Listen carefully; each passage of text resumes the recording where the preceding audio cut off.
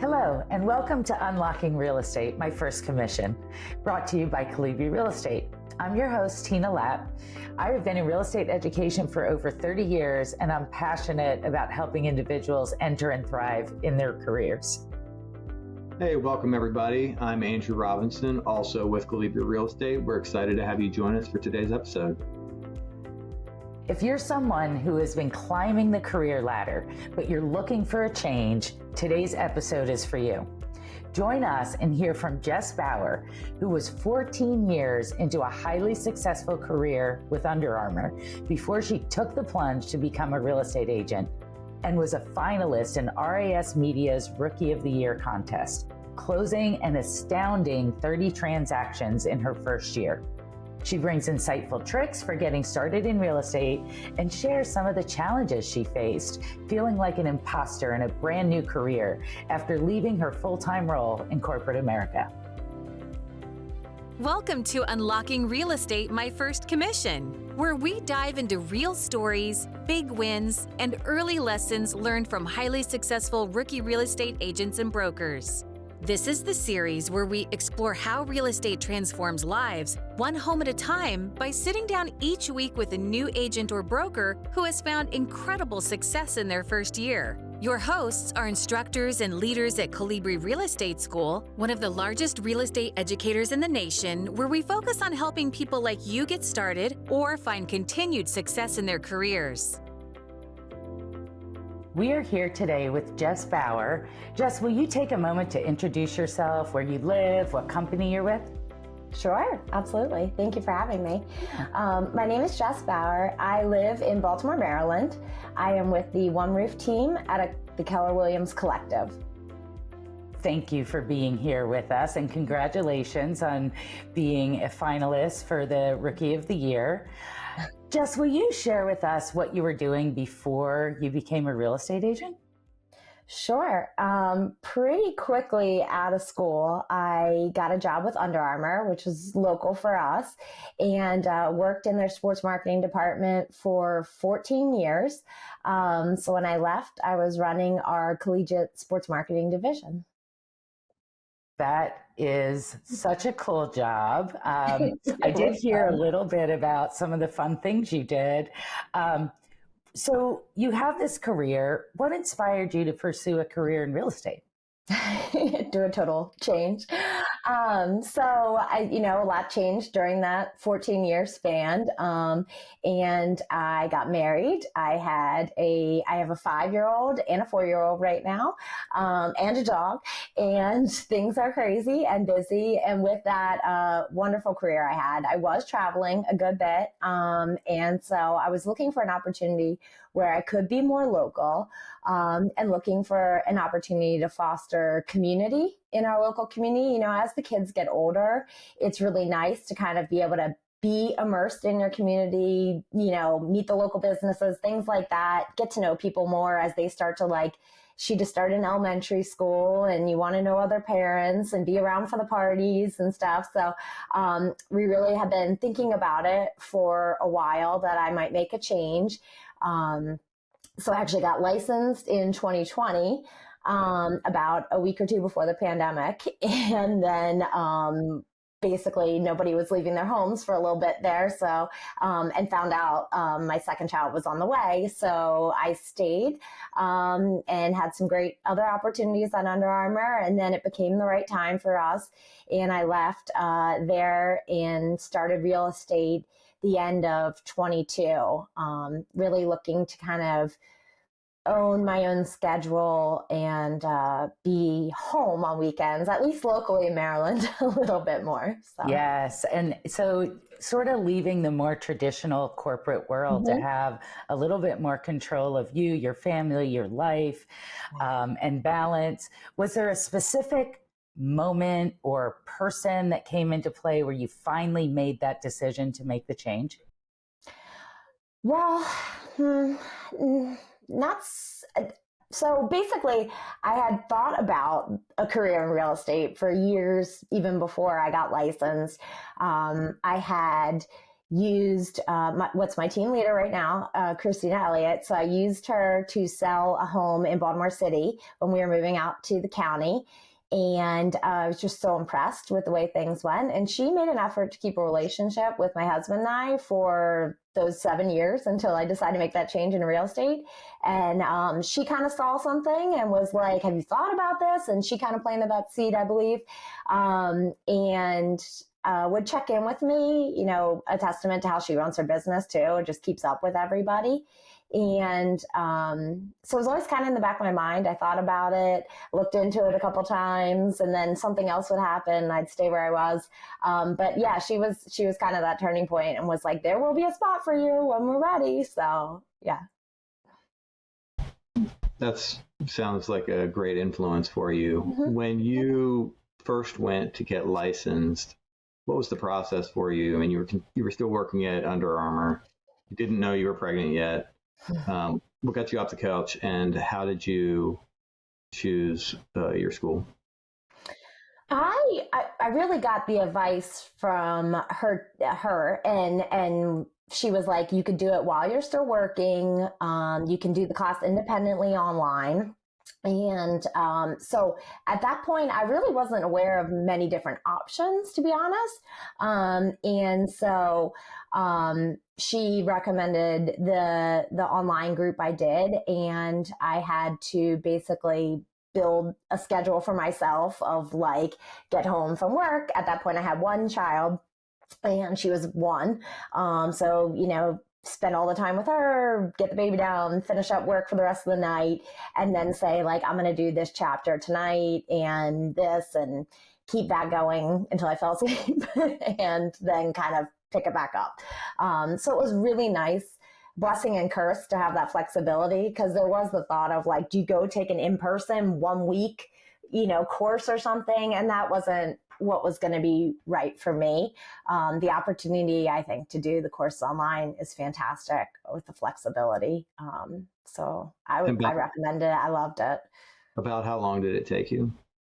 It took me, I spent probably a couple months doing it. You know, I did it, I would say, started in the fall. And so there were holidays, and that was a pretty busy work time for me too, and travel, which sometimes is good. I could do it on the plane. I could do it on the go. And I took that test in February. So, Were there, I mean, besides the fact that you found out you're pregnant with your second child, were there any challenges that you faced going through that process? I think just the needing to, like, you know, you're the only one forcing yourself to do it, you know, and it's really easy to want to, once you have that minute to yourself at night, turn on a TV show or something and unplug your mind from the evening. If you're doing it while you're doing another job, or, you know, you're raising kids or doing whatever, you know, it's not necessarily something your eyes are ready to do at night and read and think and process and take notes. But so again, like a blessing and a curse to have that opportunity, the flexibility, but it's really just on you to regiment yourself into getting it done. And it was great for me to not put any pressure on a timeline of like, I have to take my test this day, or I left that open-ended, like giving myself a little bit of grace to say, like, if more stuff comes up at work, if I, you know, need to do this, I have flexibility to adjust my self-made schedule on that. So I like that a lot. But again, it can be hard too if you give yourself too much grace. Well, Jess, it does take tremendous amount of discipline to get through the classes. I mean, that's not bad. You started in the fall, you're licensed by February. You give up some nights, but some nights you have to keep for your family. Mm-hmm. Like balancing all of that takes tremendous discipline. You did it, now you're licensed. What did you expect the first year? I really didn't know what to expect, you know, to be honest, which isn't fairly different than it is today. You know, one part of real estate I love is things are different every day. You really don't know. Sometimes you can certainly anticipate, but you don't always know what you're going to walk up into in a transaction or an opportunity. And it's, you know, in the way of finding new business, it's continually putting yourself out there and stuff, and trying to find that. But I feel like it's very unexpected. And I went in there feeling a little bit like, I don't know how this is going to go. I just walked away from a really good opportunity and we'll see what this works, And I had some really good family and friends encouraging me and saying, you're a hard worker. You can get through it. And hey, there's also not pressure. If it doesn't work and it's not for you, you can go find the next thing. And that peace of mind helped. And I have friends who are also like, but what if it does work?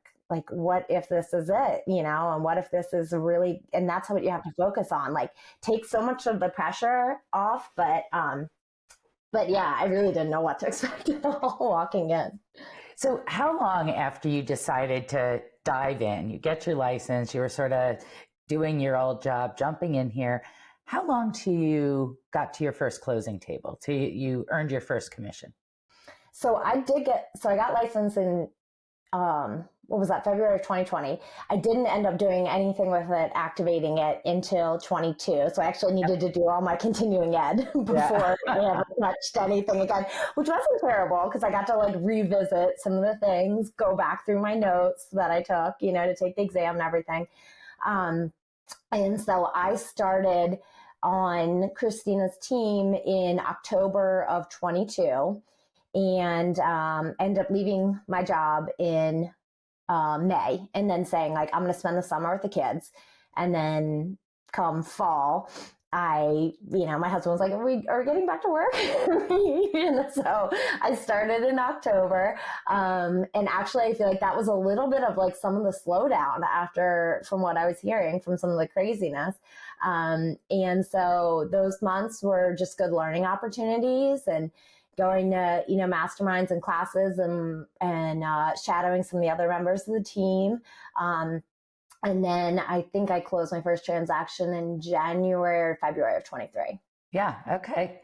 Congratulations. So from the time you actually were active, which was the fall, it was about 4 or 5 months. Mm-hmm. Not bad at all.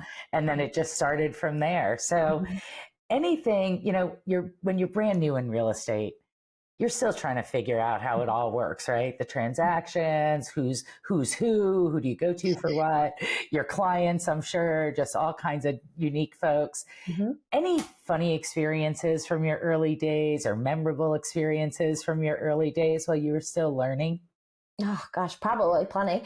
A tough one. One of my first ones, I had a lead. At the time, the team was doing some Zillow leads on the side too. And I had one of those.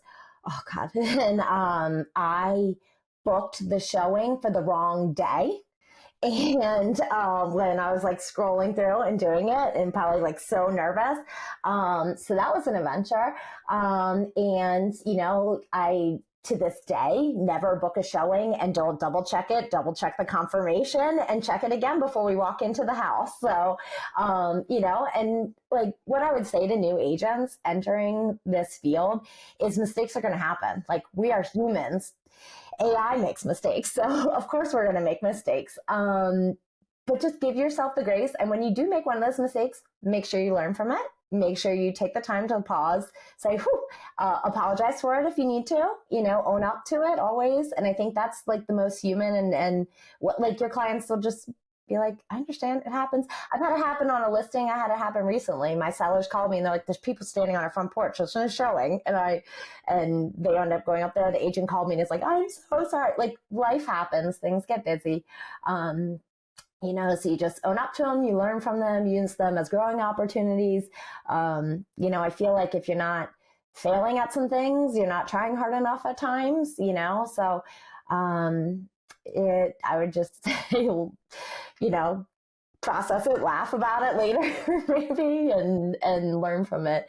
But yeah, that was one of them. That was pretty terrible. I felt terrible about that. And I'm so embarrassed. Yeah. I'm sure there's others. Well, and that's perfect. And I love your disposition. It's great. And your attitude's great, but you're right. People make mistakes. It's okay. Yeah. And we're all human. I think your advice there was great, especially for new agents, but just in life in general.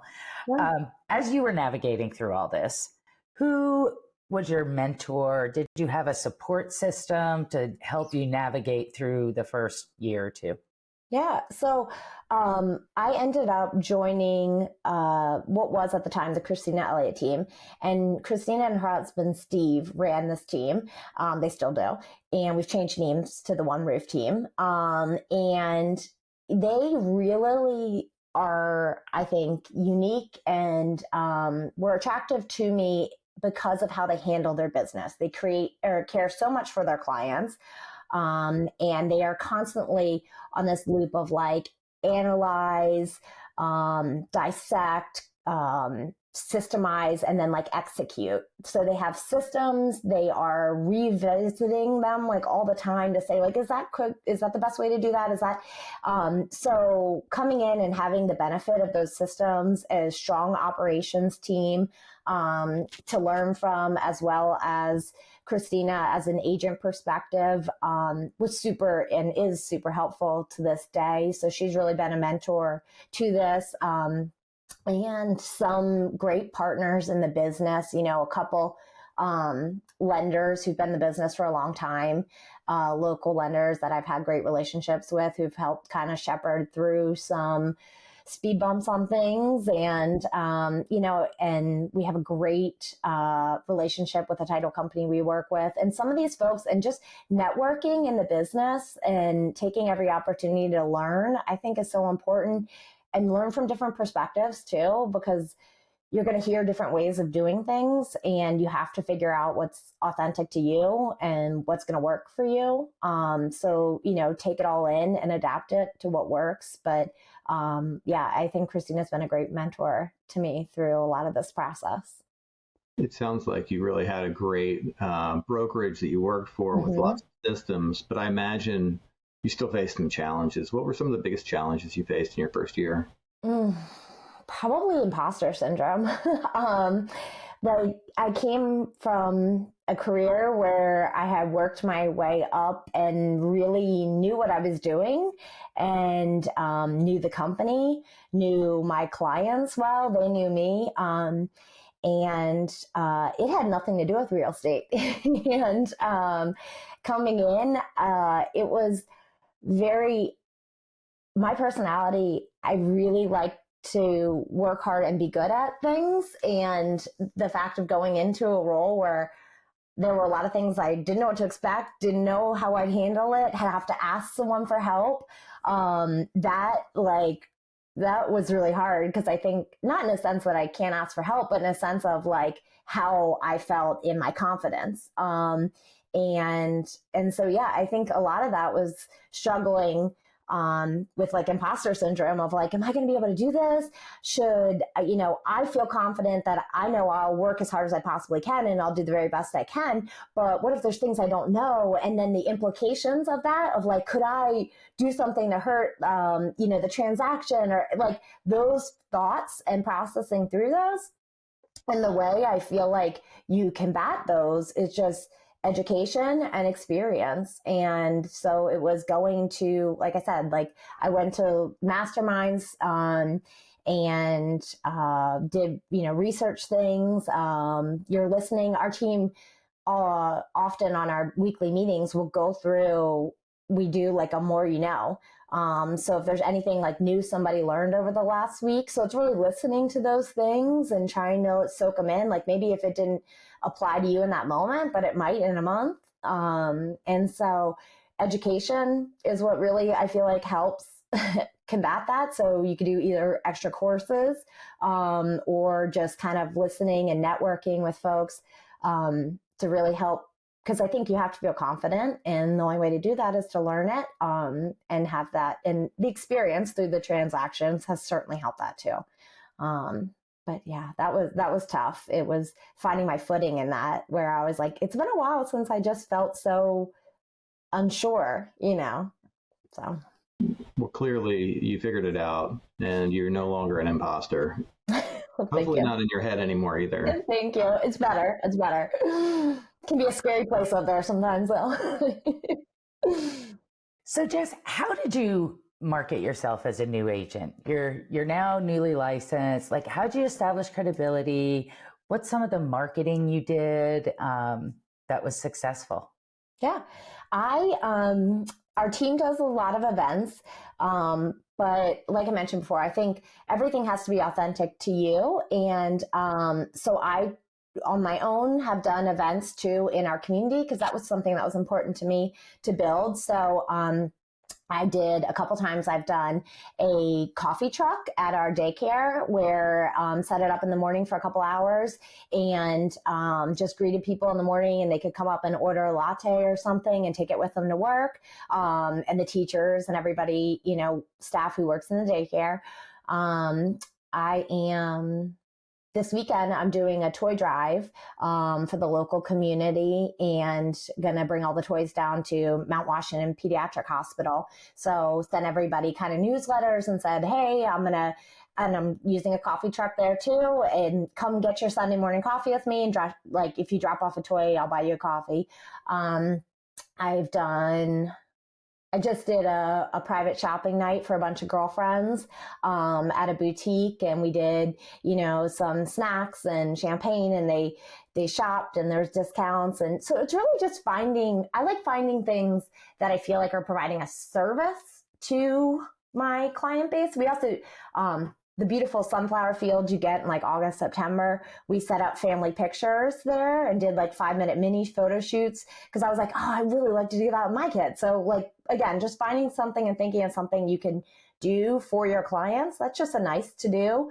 And obviously you get those couple moments to visit with them, find out how things are going, if they know anybody, and try and always bring it back to that too at times. And, I think it's got to be, things that reflect you or authentic to you that you're enjoying doing, because people know when you're not enjoying it and when you don't want to be doing it. And I like doing it around, my local neighborhoods and community. Well, I was going to ask, did you have sort of a target audience or a group? And it sounds like certainly your neighborhood and the schools, the daycare. So just any other comments about the audiences that you were sort of targeting? Yeah. So the team, and brokerage that I joined is actually in a different county. And again, I went there because they were the people I wanted to learn from and that I trusted and liked how they did business. But certainly that lends me to driving and, wasting a lot of time in the car. So I am trying to be a little bit more hyper local with my particular marketing. And also a lot of the neighborhoods that I was kind of targeting with some of those mailers and activities were like 90s style homes, so that they're probably mostly empty nesters who are probably looking to move on and downsize. So, thinking when you get those folks, you hopefully get a buy and a sell too, and they might be ready to go. So that's kind of been the strategy. Wow. And so many great ideas there. I love hearing these stories. Is there anything in particular you think really led to your success in your first year? Like if you could say, what's the one thing that you think led to your success the first year? What do you think it was? I really think, any successful rookie, it's the team they're surrounded with, and their cheering section, which is my family, my friends, but my team with the operations team who helps support me through my transactions, my team leader, mentor, and then for me personally, I kind of came into it with a very much just head down work ethic, and I don't spend a lot of time trying to worry about any of the noise or any too much drama. I am here to work and support my clients. And then I put pencils down and spend time with my family. And so it's really kind of that. And that's reflective of how I was raised. My parents, they are hard workers, and that's just the nature, I feel like, of it. And I don't do great at, letting things go undone before going to bed or whatnot. I'm working on setting some boundaries. But yeah, so I think that's all those are in the soup. Yeah. Okay. That's great. And so how do you build relationships with a new client? Like you get someone, they're interested. How do you build and maintain that relationship? I think listening, looking at that relationship like a friendship in the sense of like, I want to listen to them. I want to hear what's important to them, what they need. And then I reflect on that a lot of like, how could I help and add value to the search? I'm not just there to open a door for them or whatnot. Like, so, hey, I heard you like this, or I know you have a dog. There's a dog park near here, or what, and oftentimes I feel like those are the moments that impact them. They're like, oh, I can't believe you remember that thing, they make feel like you're invested in it because you are, and you should be. So I think that like, yeah, I really just build trust early in those first, we make a big effort too that the first time we meet with a client shouldn't be to show a house. It should be like a long strategy session in person or Zoom if we have to. We hear about everything they're looking for, and then we tell them all about us and how we operate, and tell them about us personally, about the team, introduce the faces that they might see, talk about the buy process or the sell process, whichever one applies. Make sure that they understand how everything works, and then tell them that we're going to go through those again as we're at each step. I think all of that achieves so much. It helps combat some roadblocks or confusion later on, but it also helps build that trust that I think you need to do so importantly. So like first, but yeah. Clearly, you have figured some things out because you did 30 transactions in your first year. Are there any stories that stand out to you, client interactions in that first year that you'd like to share with us? I don't know. Seeing like the emotion on people's faces sometimes when you help them, like especially buy their first home. I had a really sweet woman, single mom that I helped, and her mom was moving down to be with her. And she was like crying. It was just so great to see how excited and proud of her daughter she was, and excited for her. And her daughter's so excited of this accomplishment. Just those moments, I think, really stand out to you. I've had a couple of clients where they're like, you're laying out some options and things that they could, pursue, or here's what we could do, A, B, or C. And they're like, we trust you. You tell us like what's the best way to do that. Those moments where you're like, okay, this feels, or like, I remember the beginning of this year, I had a couple, referrals come in from my clients in my first year. And I was like, that's so special. It felt like so special that they were so happy with their experience, and they went out of their way to share about me to someone they care about, and they will want to have a good experience. And to kind of, to refer someone's hard sometimes. Like if somebody's like, hey, do you like your painter or something? And you're like, oh, I hope they don't mess up for you. Like it's just hard. And so it means so much. I feel like when people go out of their way to share about that. And so I think those were some really special moments that I've had. And really just, yeah, I love working with people. That was part of when I thought for a while about what I wanted to do after leaving Under Armour, a big part of what I was doing that role was, servicing our top accounts and building that trust, those relationships was something I didn't want to lose. I like working with people. I like talking with people. I like connecting with people. And so that has been so rewarding in this process too, and been so special. Well, hopefully those experiences were nails in the coffin of your imposter syndrome, right? People trusting you, you're changing their lives. All the things that you would hope to see in yourself. So you're a couple years into this new journey. Are you looking back at with any regrets at Under Armour?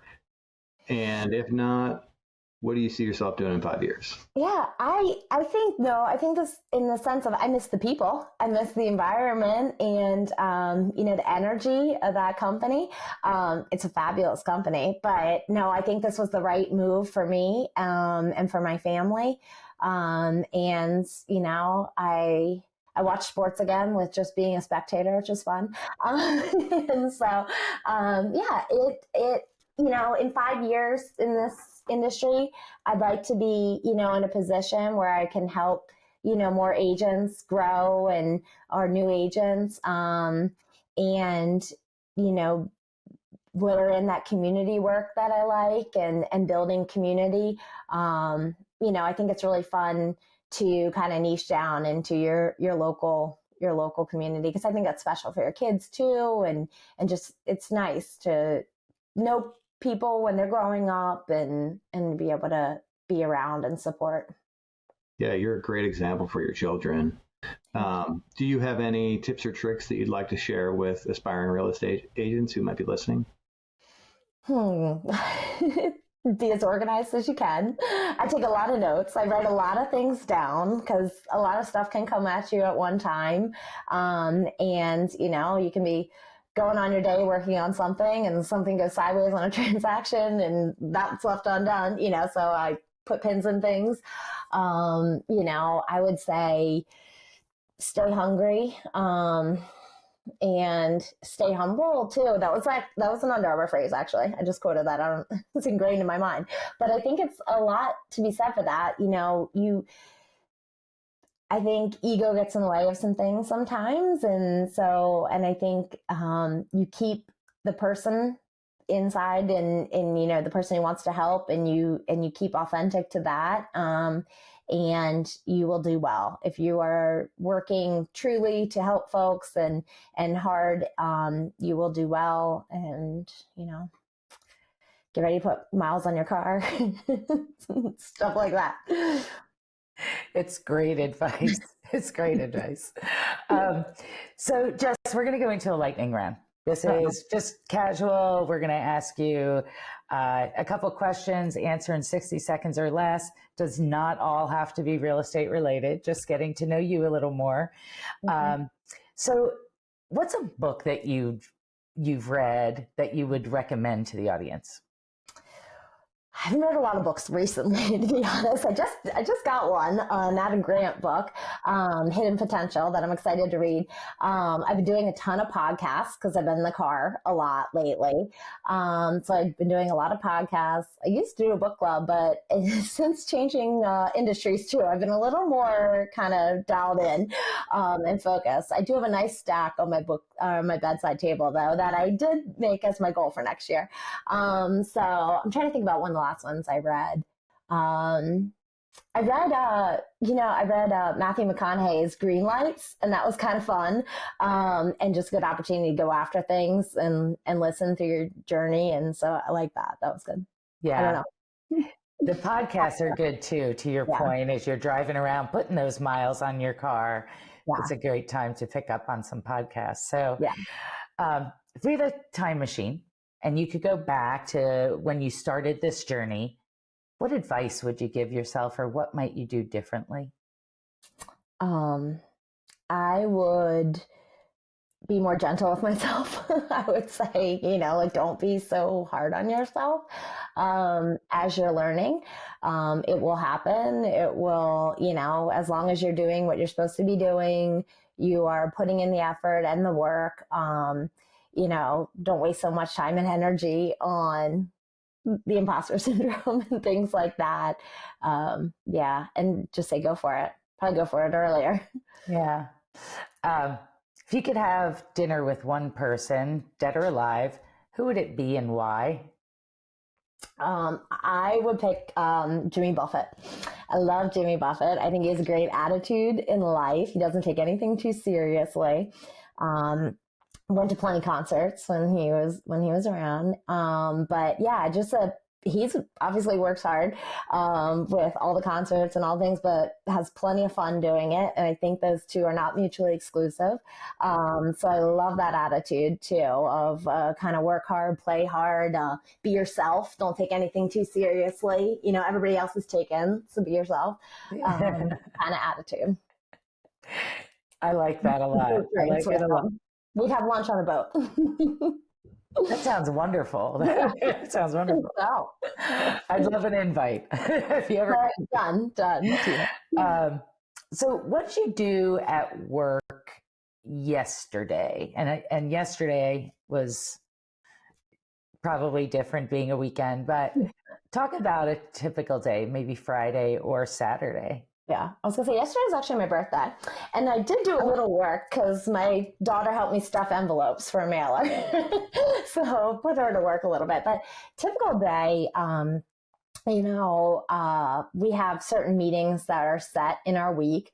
If it's one of those, but I usually get up. I try to get up before anyone in my house does, so that I can get downstairs and do some exercise. That kind of grounds my day. Then once they're up, spend, an hour at what do we get? An hour and a half before people are on the bus or out the door. And then it's right to the computer. If I don't have an appointment that I need to get to, and it's going through kind of some of the searches, looking at some of the things that are coming to my clients' inboxes so I can make sure if they give me a call, I know what's going on. Write back to any emails, scroll through kind of like what's going on all my transactions, figure out where we are, what we need to do. And usually if it's the beginning of the week, I write out, because I like to do it on paper, like my physical week, so I can see it somewhere on my desk that week. And then just start getting through the day, making some interactions with clients, and getting out to the appointments, and before the kids are back. And it's a nice balance with the kids. So where can listeners or viewers connect with you to follow your journey? I probably do the most on Instagram, which is Jess.Bauer, which is BAUER_realtor. And most of that connects, if people like Facebook more, most of that connects to Facebook and stuff. But I like the opportunity that social gives you to put personality behind, who you are in your business.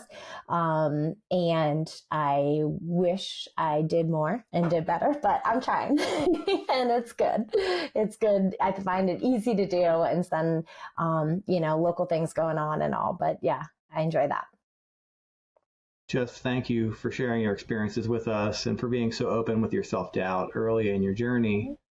I know your story is going to be inspiring for other people starting their careers and for anybody who might be facing some imposter syndrome themselves. We appreciate you. Of course. Thank you. Thanks for tuning in to Unlocking Real Estate, My First Commission. We hope today's stories and insights inspired you to take that next step in your real estate journey. If you enjoyed this episode, don't forget to like, subscribe, and hit the notification bell so you never miss an episode, or head over to our channel to see some of the other content we've produced. We'd also love to hear from you. Drop a comment below with your biggest takeaway or a question for our next guest. If you have a recommendation for someone we should interview, please send a note to UnlockingRealEstate@ColibriRealEstate.com.